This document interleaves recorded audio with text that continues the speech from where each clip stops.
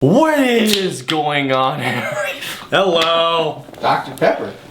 Ahoy. Woo! Again, what is going on, guys? Welcome to the top 5 that everybody has been waiting for, including Alex, I, and Lucas. It is the top 5 summer films of 2016. That's right. Of course, we're gonna bring out our top 5 summer films, the most surprising film of the summer, the most disappointing film of the summer, and of course, the biggest pile of shit this summer. Alright, now if you guys have been following our top 5 for ever since we've been doing these things, unlike this one, there's no honorable mentions. Really? Yep, no honorable mentions. There haven't ever been. There's never been honorable mentions. Never has. Because history have we done this? Wow, I'm surprised. Because if we did, it would take way too long. It would take way too long, so it's a streamlined video from start to beginning. I hope you'll enjoy this video. I hope the lighting is a lot better because I know last year we had all that light coming through the screen, but we have taken more precautions to make sure that doesn't happen. So if you guys enjoy our new set for now, yeah, we moved locations. But anyways, that's besides the point. Let's get into our favorite films, our most surprising films, our most disappointing, and our least favorite films of the summer. So, in the words of a famous man, shall we begin? Number 5. Okay, well, I don't want to piss people off by my list. I just want to say I haven't seen every single film That's this fine. summer. That's fine. I've been really busy with my job, but course. hopefully this list, or my list, is good enough for you guys. So, my number 5, starting out, is Suicide Squad. Wow, okay, alright, Yes, alright. I love Suicide Squad. I enjoyed the crap out of it, I know what you mean. Suicide Squad is my number 5. Will Smith is Deadshot and Harley Quinn with Margot Robbie as Harley Quinn. Correct. 2 people that from Focus last year, which was an awesome film. And they're in this one together with El Diablo and was that Boomerang guy? Captain Boomerang. Captain Boomerang. I loved Boomerang. Oh, fire! Woo! Overall, it was an outstanding action film. I didn't put it higher for obvious reasons because of what I have on there, but I'm just gonna keep it short and sweet. Suicide Squad is my number 5. My number 5 is not only my 3rd favorite comedy of the year, but it's my 2nd favorite comedy of the summer, and that is Sausage Party.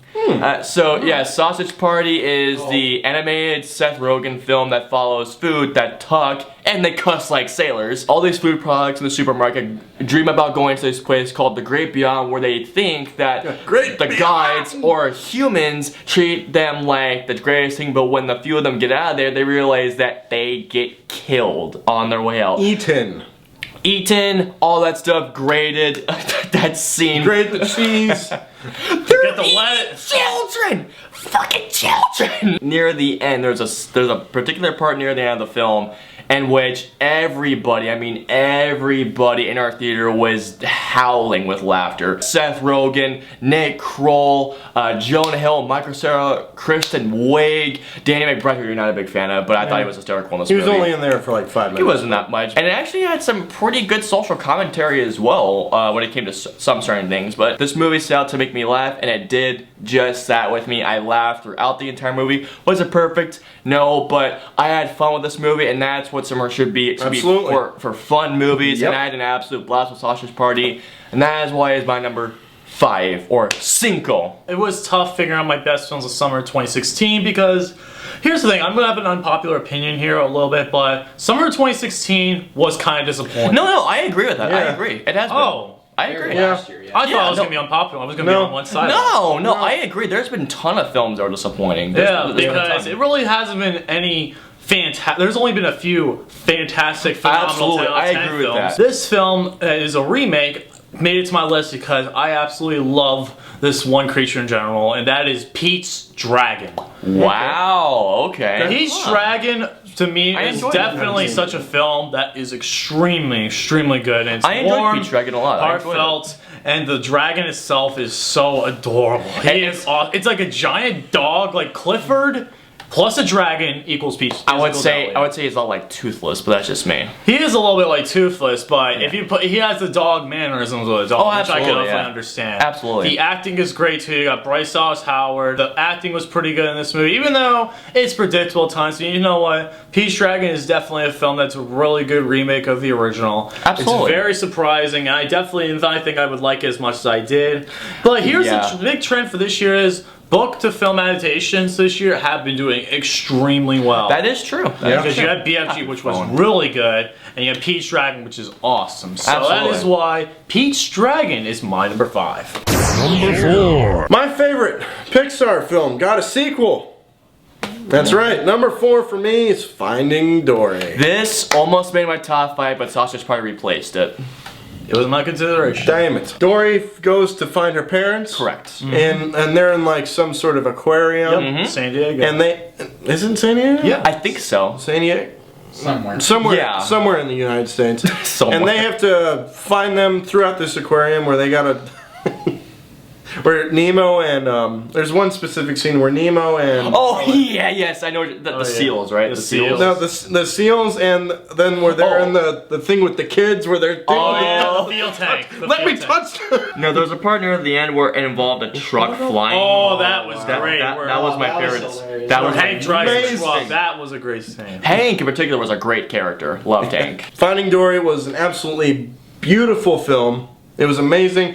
Wasn't quite as good as Finding Nemo. No. But it was still an enjoy to watch. That's why it's my number 4. Coming number 4 was one of my most anticipated horror movies of the year. It was my number 2 on the list, and that is The Conjuring 2. I was I was very excited to see this movie. This wasn't your number 1. What, of the summer movies list? Yeah. No, it's Because you had close. it as your number 1 of the first one 3 years ago. as your number 1 of the year. It would have been, but this didn't blow me away like my number 1 did. This did not blow me away. I was very excited to see this because, one, it's The Conjuring. It's a sequel to one of my favorite horror films ever now at this point. And the director, James Wan, came back to direct it. Now, I will say this. Is it as good as the first one? No. It doesn't have those scares still in there, but it is still pretty scary. It is still scary. And it takes place in London during the Enfield poltergeist, which I did a lot of research on before I saw the movie. And I was hoping that they would touch on a certain thing, and they did, which made me very happy. This was an over 2-hour horror movie, and you would think that over 2 hours it would kind of stretch on. It didn't. No, it didn't at all. This felt perfectly paced. Only reason why it's not higher is because I felt like there were certain types of cliches for horror that would get the scares going, but otherwise this was still a very scary movie. But anyways, Conjuring 2 did a great job as a horror sequel because let's face it, horror sequels usually suck. They usually suck, but not in the case of Conjuring 2 because Conjuring 2 can prove that horror sequels can be good if they are done right. So filmmakers out there, learn from James Wan. Learn from him. My number 4 is a film that not many people saw, and unfortunately they missed out on a great crime drama filler movie. This movie is really good, and it definitely has a lot of great acting, and this is a very underrated film. It's my most underrated film of the entire year. Number 4 is The Infiltrator. Oh, I thought you were gonna say The Nice Guys for a moment there. I'm going to be talking about that later on. I'll be talking about Nice later on. Guys is a drama, kind of. But It's dramedy.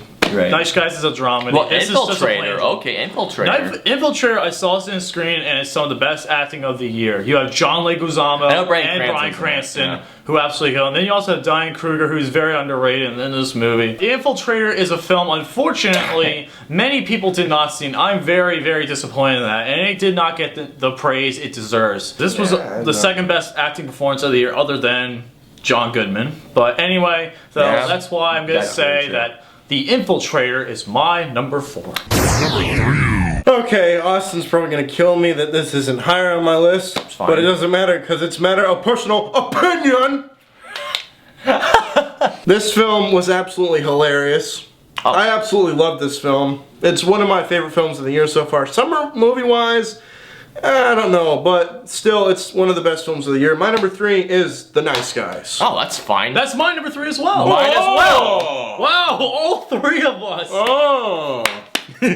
Yours too? Yes. It is my favorite comedy of the year. Same It here. is. It absolutely is. Yeah, Russell Crowe. Yeah. Russell Crowe. Russell Crowe and Ryan Gosling. Russell Crowe and Ryan Gosling as two PIs. Well, really, Russell Crowe is more of like a anti-hero. No, like his job description, he's like more one of the guys, you know, he gets a tip, he beats the crap out of you to make sure you don't do anything against somebody again. Ryan Gosling's a PI and he gets a case to investigate the death of a porn star named Misty Mountains. Oh, just that name makes me want to laugh. Just that name. This movie is so freaking hysterical. Oh my, one of my favorite scenes in the movie is when they find the dead gun. You just have Ryan Gosling just go like, oh my god. It's like,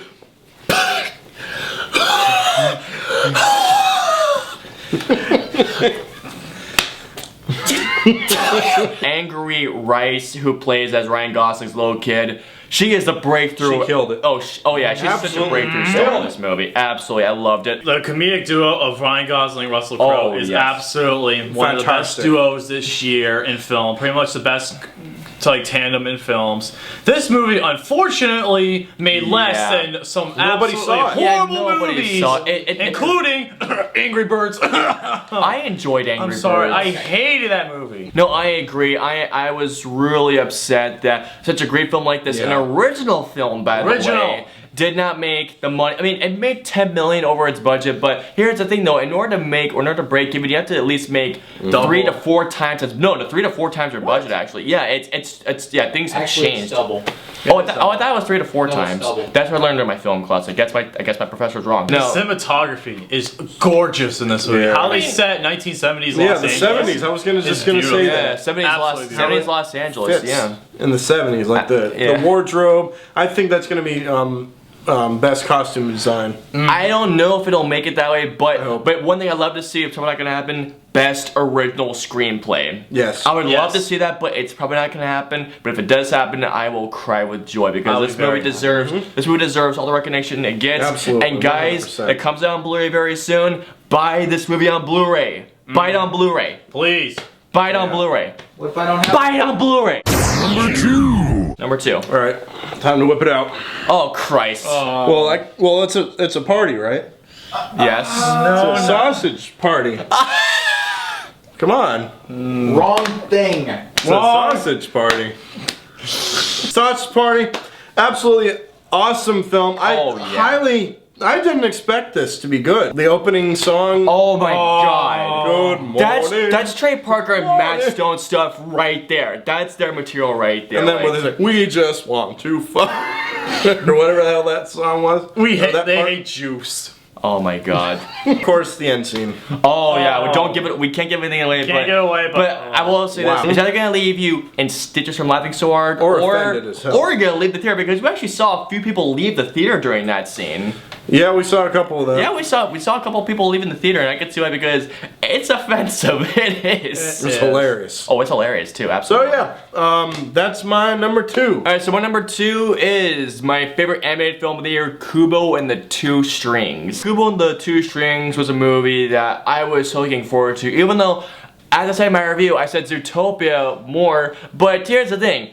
Ancient Japan, Laika, put the 2 and 2 together, and you get a pretty amazing stop-motion animated film. I mean, this movie is amazing. When it comes to summer, I want to have awe, I want to have adventure, I want to have spectacle, and this movie had that. It had just that. Great voice acting from everybody around. Art Parkinson, who was actually in Game of Thrones as Recon Stark. Charlize Theron as Monkey. Matthew McConaughey as Beetle. Oh my god, the comedic performance of that. Yeah, Matthew McConaughey is in it. Wow. Yeah, he's hysterical in it. You have Ray Fiennes. I finally pronounced his name correctly. You have Rooney Mara, and you have George Takei. It's Rooney Mara and George Takei.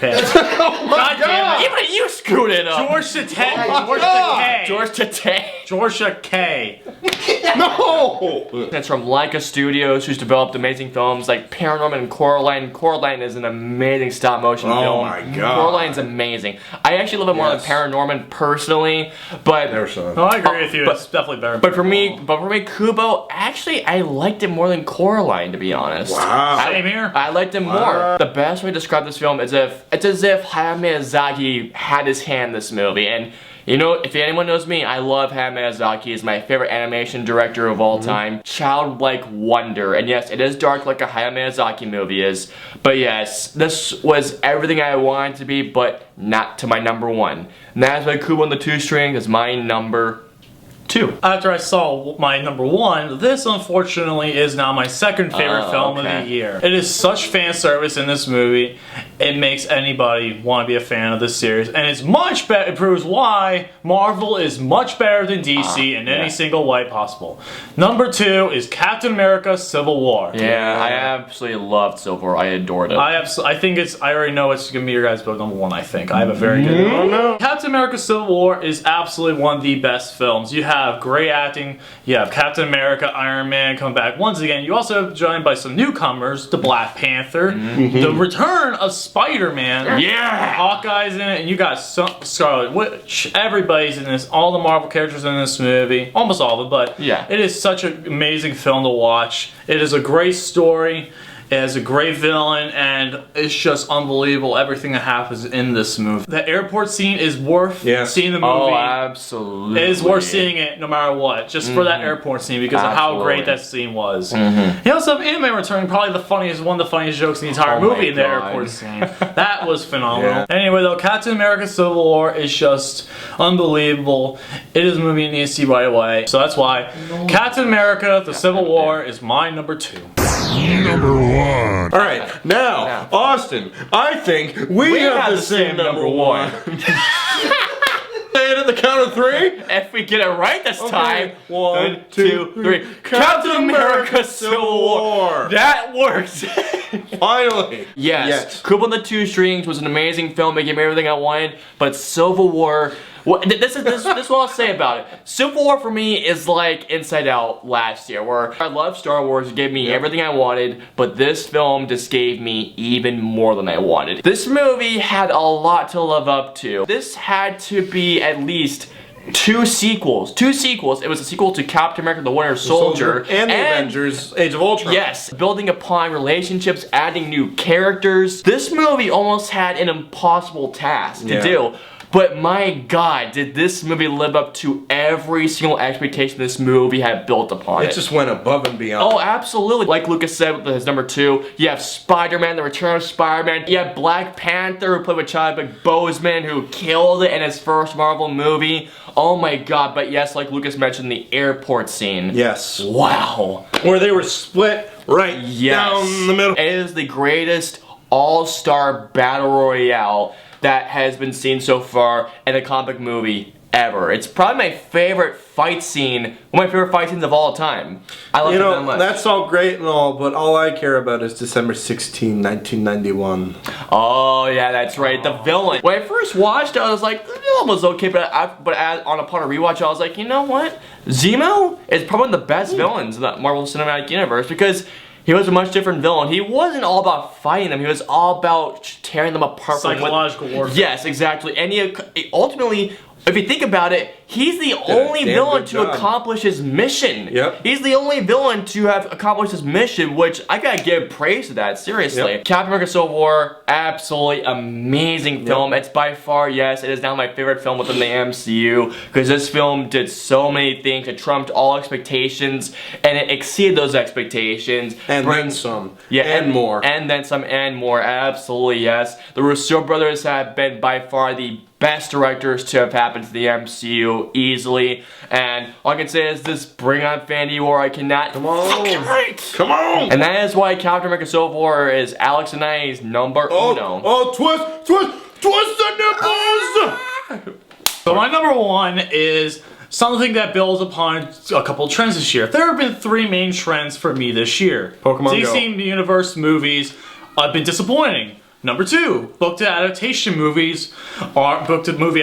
are really good, and animation this year has been some of the best this year. Yeah, I agree. By far. You have come to my number 1 favorite film of the summer, and my new number 1 favorite film of the year. Wow. Kubo and the Two Strings. Okay, I can see why. Kubo and the Two Strings is an original concept, and what you like about me is I love films that completely take me out of nowhere. I don't want to know anything about it except for one trailer maybe, and I want to go into this film as blind as possible. That teaser we've seen the girl in the boat like using that guitar, I was like, I'm in. I'm in. Don't show me any more than that. Same here, because Kubo and the Two Strings, by far, is the best animated film of the year. I can agree with this that. Is yeah, probably, this is like his best film by far. Way better than Coraline and Paranormal. I can't say if it's way better than Coraline, but for me it's tight because Coraline is really good. I will give Coraline it is definitely a really good one. But Kubo and the Two Strings is a film that goes above and beyond. The acting in this movie is by far amazing. You got Matthew McConaughey as Beetle, Charlie Theron as Monkey. Right. You have the kid who's really good, Art Parkinson as Kubo. You have George Takei, Rooney Mara. Yes, I got it right this time. The humor in this movie is great, especially by Matthew McConaughey. The villain, by the way, Ralph Fiennes is really good. Ray Fiennes is really good. Ray Fiennes is really good. Anyway, though, Kubo and the Two Strings, you guys said much more than I unfortunately wanted to talk about, but that is why Kubo and the Two Strings is my number one. Surprisingly good! My most surprising film of the summer is something that I was not looking forward to at all whatsoever. Okay. So much, in fact, that if you remember back in January, I had it as my least anticipated film of the year. Oh, I got it now. What did I tell you? And I was pleasantly surprised at how good this was. What did I tell you? My most surprising? The Angry Birds movie. I enjoyed it too. I enjoyed it. What did I tell you? I enjoyed it. I hated this film. I told you. I enjoyed it too. I was so pleasantly surprised by this. I did not expect this to be so good. You had Jason Sudeikis as Red. Shit. That's all you need to know, Jason honestly. Sudeikis and shit. And those other guys. Shit, because that movie was shit. No, it wasn't. I don't agree I with that. disagree. Sorry. But it was a very original concept how the pigs came to the Birdland and they took it over basically by doing some dance party thing. Oh no. I don't remember. That part was stupid. But it was a very original movie. It was from a very original game, which is not only original game, but it's the most downloaded game in the App Store's history. Correct. So I was pleasantly surprised by this. It was a very good. Sean Penn, he was hysterical. Oh yeah, Sean. So yeah, Angry Birds movie. I enjoyed it. It was very surprising. Yeah, my most surprising film of the summer. Alrighty, my most surprising film of the summer. Lucas says we have the same, but we will see about that. Well, please don't count down. Huh? Please don't do a countdown. No, I won't. This looked so freaking stupid. I was like, you know what? I'm gonna give this a shot. And it's surprise enough, I laughed a lot. And that is Pop Star. Never Stop. Really? Never Stopping. Yes. Wow. This film surprised the living hell out of me. Lonely Island's films, let's face it, have been either bad or they're guilty pleasures. Hot Rod, even though I enjoyed it, I will face it, it's not a good movie. Cool beans. And cool beans. But then Akiva Schaffer tried to do his hand at The Watch, which was disappointing as can be. Drummer Tacone tried to direct MacGruber, which I didn't Oh my God. about. Oh, can we not talk about that? But now you have the entire Lonely Island coming together to do Pop Star, which was a mockumentary, doing a parody, mainly on Justin Bieber, which I thought was so hysterical. Connor for Real, played by Andy Samberg. Oh my God, the soundtrack of this movie in particular is so damn good. Really good. Fuck Bin Laden. Fuck Bin Laden. No, he goes, Mona Lisa, you're an overrated piece of shit. Mona Lisa is a basic bitch. Great parody, pretty much, on pop music and pop culture in terms of pop music. I know I said that twice. Doesn't matter. This movie was full of surprising scenes, like, oh my God, like one particular scene where they're trying to do a magic trick. Oh my God, that had me laughing really hard. Pop Star, Never Stop, Never Stopping is my most surprising film of the summer. If you guys have not seen it, I recommend you guys go see it, especially if you cannot stand Justin Bieber like I. My most surprising film this summer is a film I absolutely had no hope for whatsoever, and this film, because you already had two actors in this movie starring one of the worst movies of the year, Dirty Grandpa. Okay, I know what it is. This film, however, completely took me by surprise, and I was laughing way more than I should have. And this movie is Mike and Dave Need Wedding Dates. It was a funny movie. I enjoyed it a lot. I enjoyed this movie a lot, and it was pretty funny. You have Zac Efron, you have Adam Devine as the two brothers. They're looking for wedding dates to accompany their sister to go to Hawaii for their sister's wedding, and then you have Aubrey Plaza And is it Emma Watson? Anna Kendrick. Anna Kendrick. And Emma Watson. I got confused Oh for a second. God. Anna Kendrick. I got confused How for a can second. you confuse the two? All of them had great chemistry between each other. Mm-hmm. And it was such a great movie. It had so many great scenes, including freaking the massage massage room scene. scene. That scene was unbelievably hilarious. And it definitely took me by surprise. The Museum's and Winners Mike and was Dave fucking Wedding stupid. Dates, it is definitely the most surprising film of the summer. It made me laugh a lot, and I enjoyed it for what it was. There you go. Thunder. My most disappointing is a sequel that should have never been made. Well, think I know what it it probably is. should have been made. Oh, I got it. But it should have been made like 15 or 16 years ago, not in 2016. Oh, I got 20 it. years Got it. after the first one. Got it. I got My most disappointing is Independence Day Resurgence. it. Yeah. I did not see this film. Oh, I'm you're sorry. thank your lucky Thank stars. your lucky It stars. sucked. I skipped this movie It because sucked. It was horrible. It sucked. It was bad. There's no Will Smith in this. Nope, he's not. And for good reason. Features Jeff Goldblum. It's basically the same concept. Same guy he always is. It's basically the same concept as the old one. Yeah. As the first one, nothing really too special. If you Yeah. saw the first one, then you'll probably see the second one. It's- Except this one's probably got a lot of better CGI and Yeah, bullshit. even the CGI was kind of questionable here and there. Yeah. Compared to the first one, which is fun for all the right reasons. It blows up the White House. Yes, where this one, it's supposed to have fun, but you just did not It just care. didn't care Just because didn't it care. was. And we're going, this is gonna be a fun time. I was like, this is not fun This at is all. horrible. Yeah, it's just boring. It's boring. It's boring. It's boring, including the final scene. Oh my god, the ending line. Don't even get me fucking started on the ending line. It's intergalactic travel, bitch. And I was like, Really? fuck off. Really? Yeah, the guy looks. They ended it with that? Oh my. Kind of like 2012 ending with Africa. Yeah. Pretty much. Except 2012, I would watch more than this, to be honest. So yeah, that's why Independence Day Resurgence is my most disappointing. Or should I say Independence Day Regurgitate. My most disappointing film as a film, it was one of the films I was looking forward to the most this year. Coming from a filmmaker who I absolutely admire. It's a video game adaptation. I know it is. Come on, you should know what it is already. And this guy is a huge fan of this certain game, and knowing the director, I'd be like, you know what, I'm gonna give this movie a chance, and if it's that good, I'm gonna get back into this game. Even though, I will say this, I did enjoy it for what it was, but it's disappointing me, and that is Warcraft. Oh. This was close to being my disappointment. I will say this, really? I still enjoyed this movie, I still did, I never but this movie should have been so much more than what it was. Duncan Jones directed it, who I'm a huge fan of. If anybody can direct a good video game adaptation, it's probably Duncan Jones, and you know what?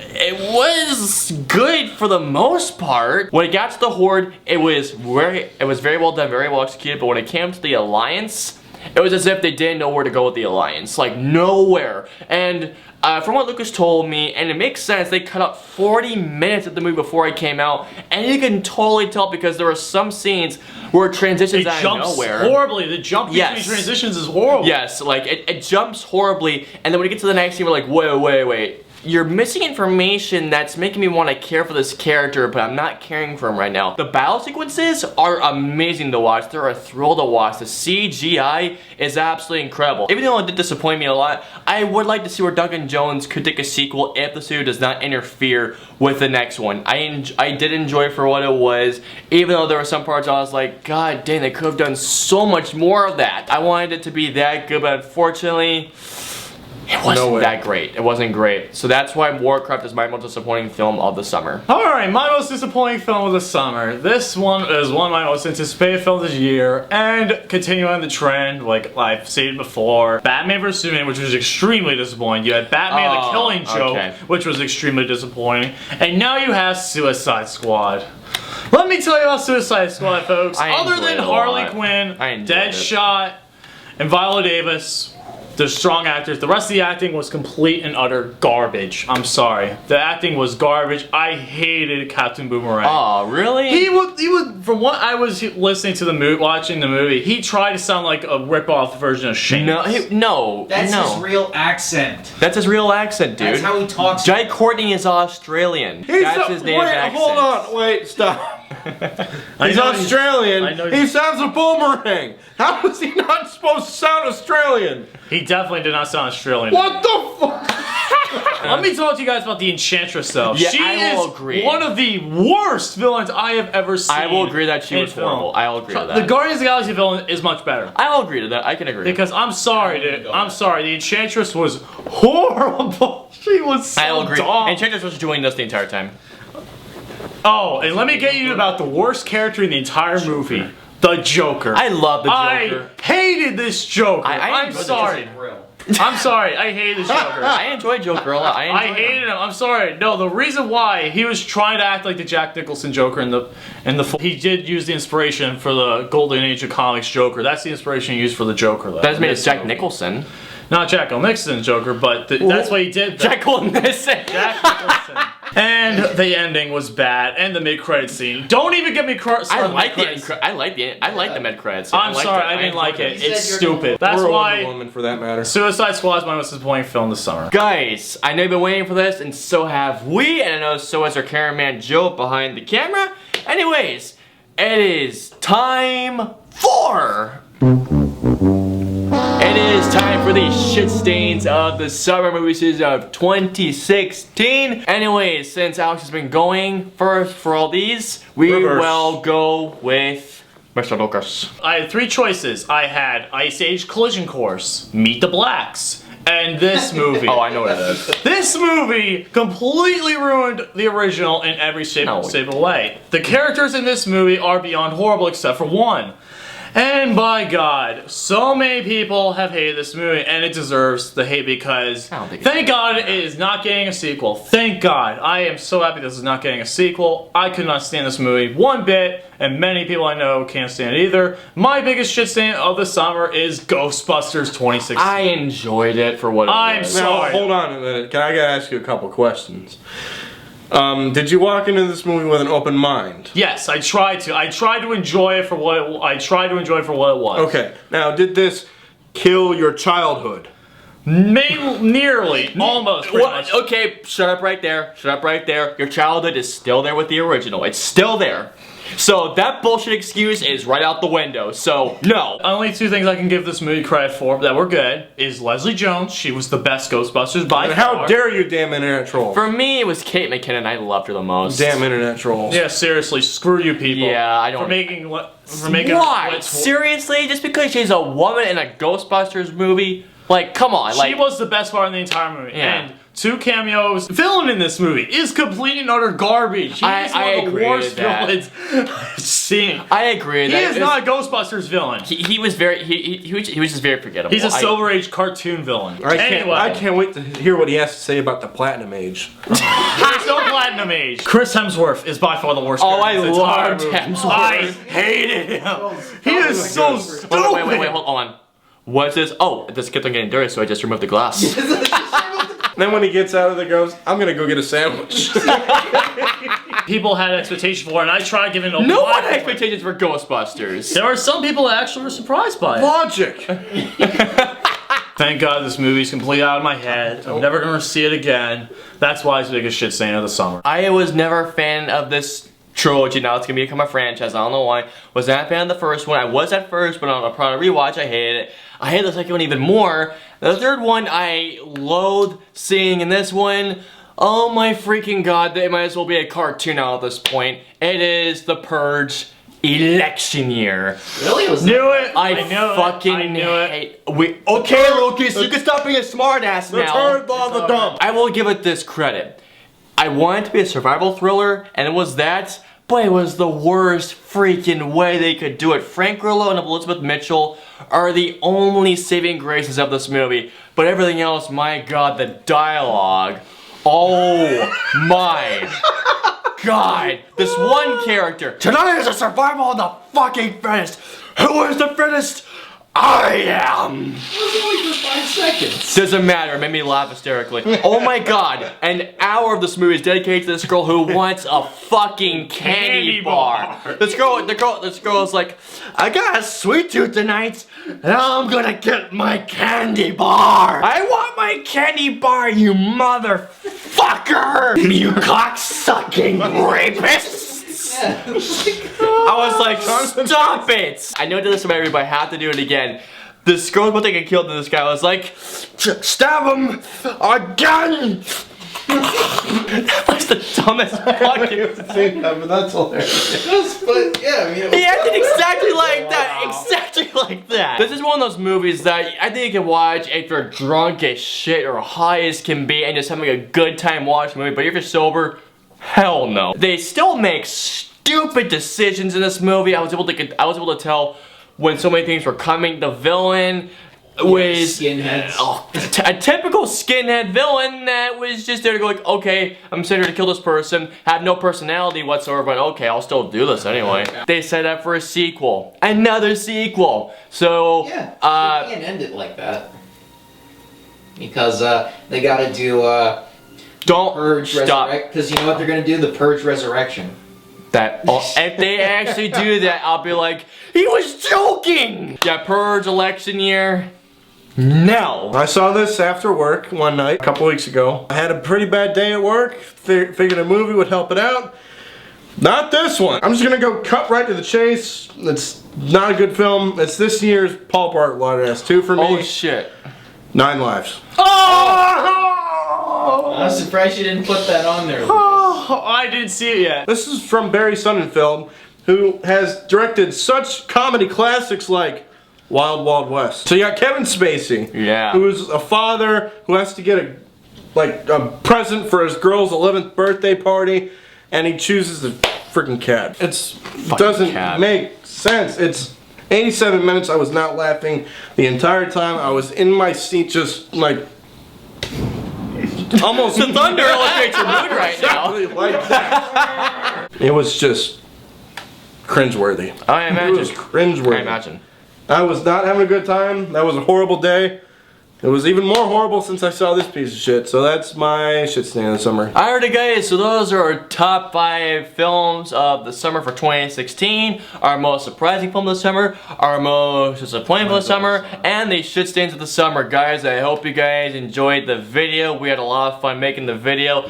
I can't wait to edit the parts where Lucas just screw up the names and put that into a blooper reel all of its own. I'm gonna do I had a bad day, okay? Everyone has a bad day every once in a while, okay? Please comment and let us know below what your top 5 films of summer were. Include your surprising film, your most disappointing film, and of course your shit stain. If you guys like and enjoyed our top 5 summer films, please like and share this video. Click right here. And as always, until our next top 5 or review or whatever, we will see you guys next time. See you later, stay awesome. I need a beer.